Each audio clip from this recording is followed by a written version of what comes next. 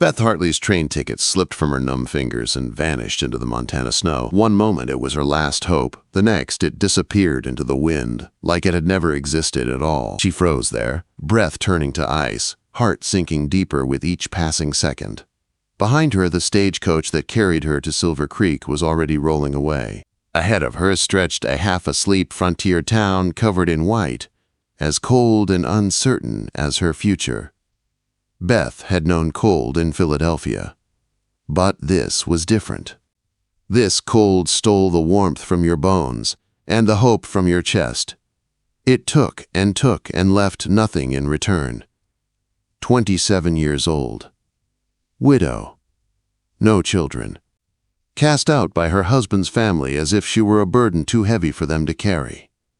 Now she stood in a blizzard with 17 cents and nowhere to sleep. She lifted her carpet bag and stepped off the station platform, the wind slapping her face with sharp force. Miss.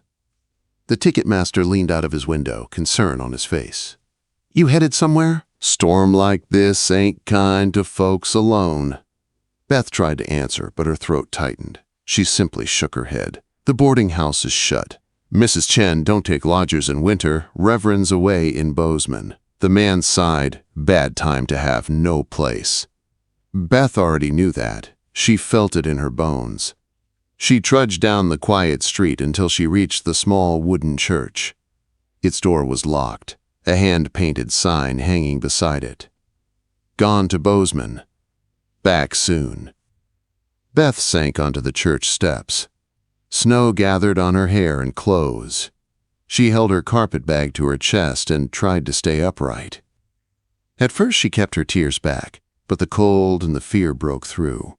She cried, shaking and quiet, the kind of crying she had never allowed herself after her husband died. Hoofbeats and wagon wheels broke through the wind. Beth looked up. A wagon came through the storm, pulled by 2 strong horses.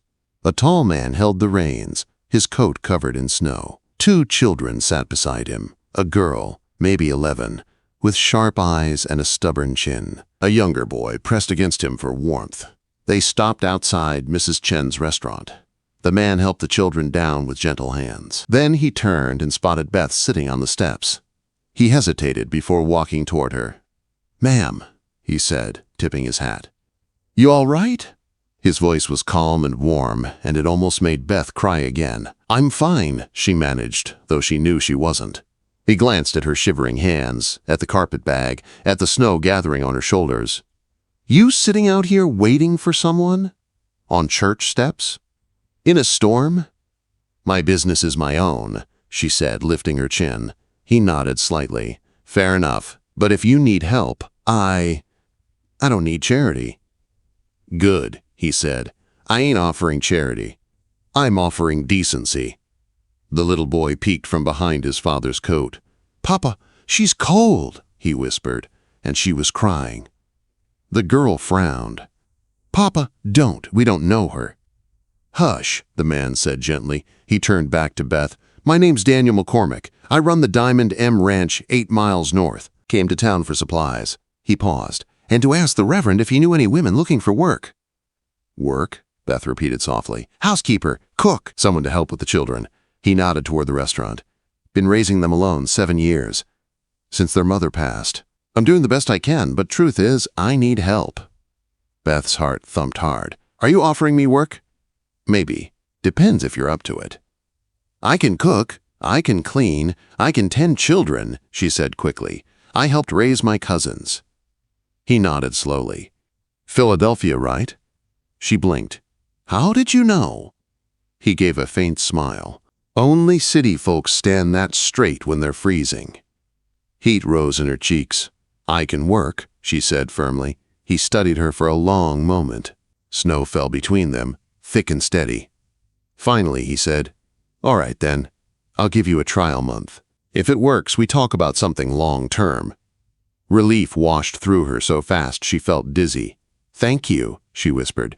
"I ain't done yet," Daniel said quietly. Something in his voice made her breath catch. "What I'm about to say might sound strange." He looked straight into her eyes.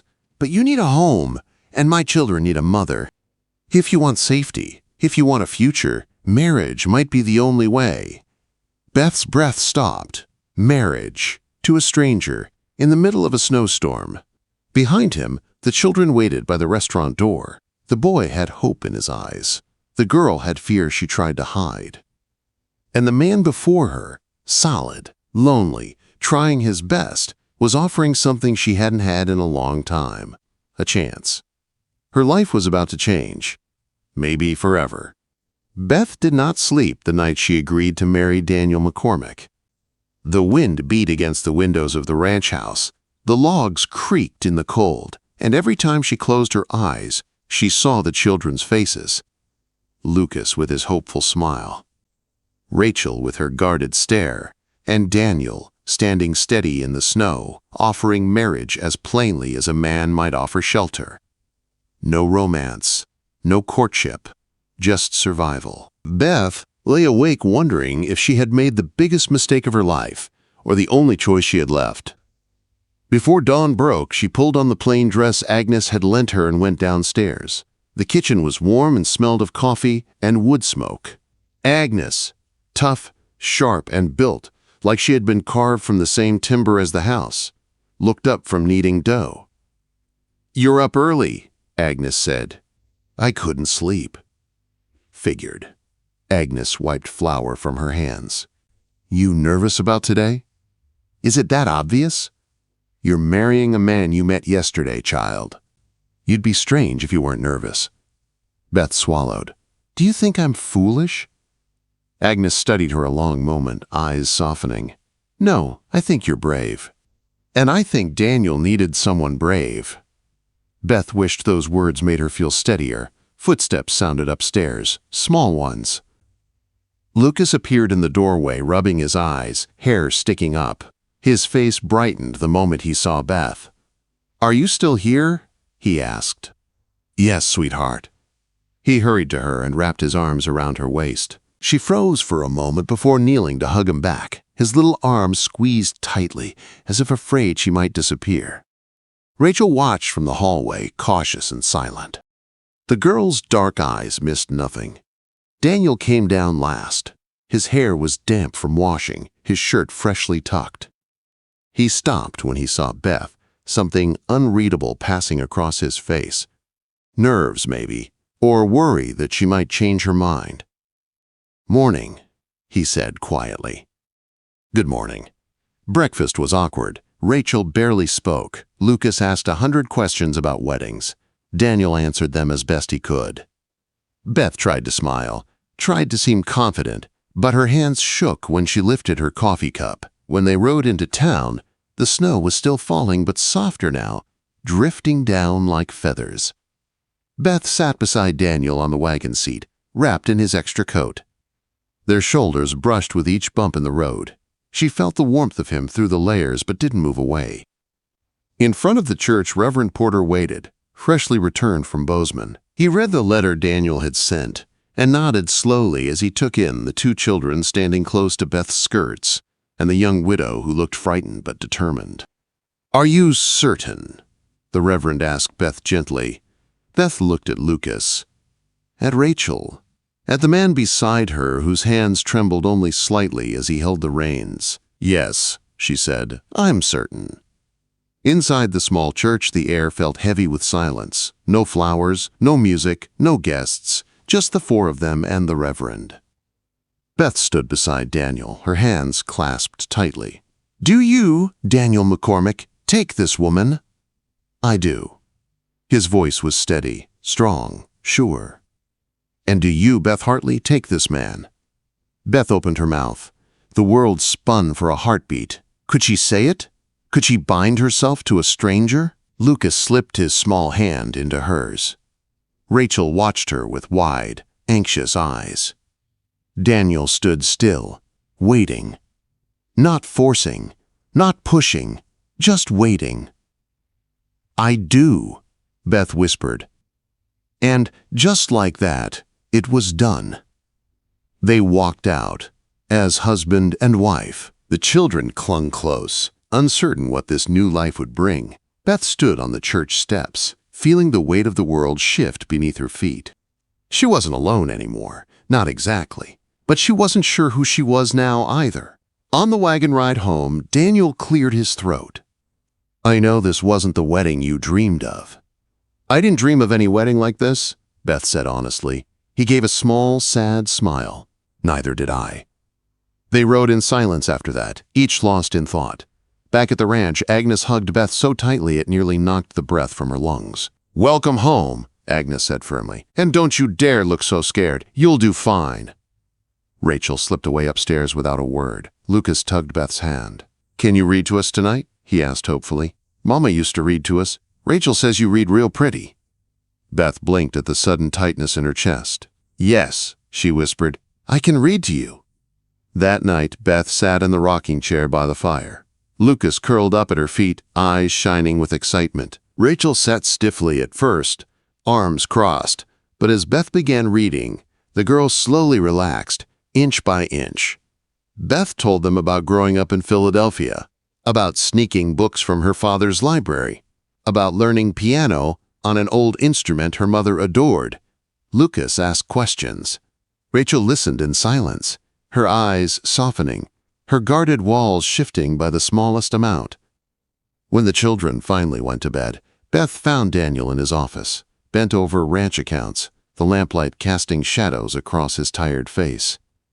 "Daniel," she said softly, "can I talk to you?" He looked up, surprised. "Of course." She took the chair across from him, hands clasped tight. "I know your wife passed in childbirth," Beth said gently, "but I don't know the whole story, and I think I should." Daniel's pen fell still. For a long moment, he said nothing. Then, slowly, painfully, he told her. About Sarah's sickness.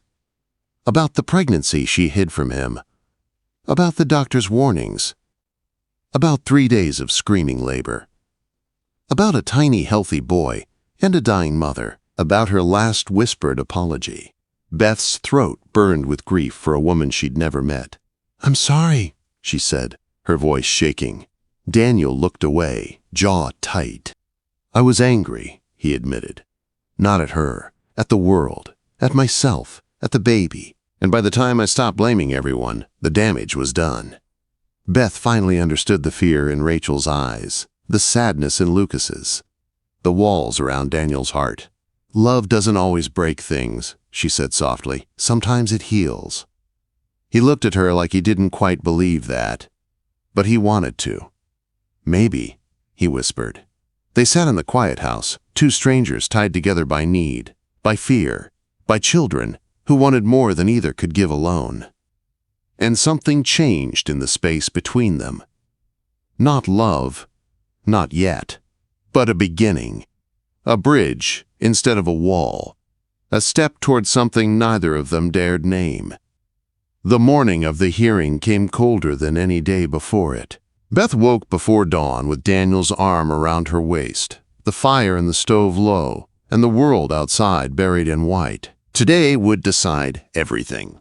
If the judge believed Harrison Blackwood, her life at the ranch would be over. She would lose Daniel, lose the children, lose the home she had begun to love.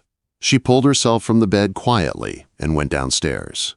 Agnes was already awake, working dough with strong hands. "You ready for the fight?" Agnes asked. "No," Beth said, "but I'll fight anyway." That's what matters. Upstairs, Rachel and Lucas dressed in silence. When Beth helped Rachel braid her hair, the girl stared at the floor. "If the judge tells you to leave," Rachel whispered, "are you going to let him?" "No," Beth said. "I'll fight for all of you." Lucas hugged her waist so tightly she had to kneel to hug him back. "Don't let them take you," he pleaded. "I won't let anyone take me from you," she said. Daniel appeared in the doorway, watching the three of them with something fierce and determined in his eyes. "Nobody is taking her," he said. The ride to town was quiet. Snow crunched under the wagon wheels as they traveled toward a future none of them could predict. Beth sat close to Daniel, her hands buried in his coat. Rachel stayed near her, stiff and silent, and Lucas rested his head against Beth's shoulder. The town hall was full when they arrived. Men and women whispered as Beth walked past. The hearing was the talk of the territory. Judge Morrison took his seat. "This court is now in session." Blackwood spoke first. He claimed the marriage was a trick. He said Beth was after land, security, and a way to shield Daniel from his business pressure. He spoke like a man certain he would win. When he finished, the judge called Beth. She walked to the front, her legs shaking. Daniel met her eyes. She steadied. "Mrs. McCormick," the judge said, "why did you marry a man you met the same day?" Beth took a breath. "I married him because I needed a place to go," she said. "And because his children needed someone to help them. We made a practical choice. But what we built afterward is real. I belong with them." "Do you consider this marriage genuine?" the judge asked. "Yes," she said, without question. Quote, Blackwood smirked as if he thought her words were nothing. Then Daniel was called.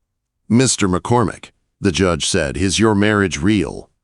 Daniel stood tall. "It is," he said. "It began with need, but need is not fraud. This woman changed my home. She changed my children. She changed me. What we have is a family." Beth felt her eyes sting. Before the judge could respond, a voice cried from the back of the room, "Papa!" Heads turned. Rachel and Lucas stood in the doorway, snow in their hair, cheeks flushed from running. Agnes was behind them, breathless. "Let them speak," Agnes said. Judge Morrison looked at the children. "Very well, make it brief." Rachel stepped forward first. Her voice shook, but she held her chin high. "When Beth came, I didn't want her here," she said. "I was angry. I thought she was trying to take Mama's place. But she didn't. She helped me. She listens. She makes our home warm again. She makes Papa smile. She makes Lucas sleep through the night. She didn't marry us to trick anyone. She married us because she cared." Quote, Lucas stepped beside his sister. "Beth promised she would stay," he said. "You can't take her away. You can't." Silence filled the room. Judge Morrison removed his glasses, cleaned them slowly, then put them back on. "In all my years," he said, "I have learned that a marriage is not proven by the words spoken on a wedding day. It is proven by the life built after. What I see before me is not fraud. It is a family." Beth held her breath. "The marriage stands." She let out a sob of relief. Daniel wrapped an arm around her as Rachel and Lucas threw themselves at her. People in the room whispered, some wiping tears. On the wagon ride home, the children stayed pressed to Beth's sides. Daniel held her hand the entire way. "You're not going anywhere," he said quietly. "I never planned to," she said. When they reached the ranch, the snow had stopped. The sun broke through the clouds, lighting the hills in gold. Beth stepped down from the wagon and looked at the house that had given her a second chance. Daniel came beside her, close enough that their shoulders touched. "You saved us," he said. Beth shook her head. "We saved each other." That night, she read to the children by the fire. Rachel rested her head on Beth's shoulder for the first time. Lucas curled up at her feet, safe and warm. Daniel watched from the doorway, arms crossed, a soft look in his eyes. Not the look of a man who had made a business choice.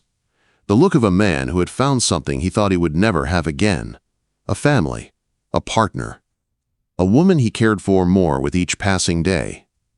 After the children were asleep, Beth and Daniel stood together in the quiet of the kitchen. The lamp flickered between them. "You sure you're not having second thoughts?" Daniel asked. "No," she said. "Are you?"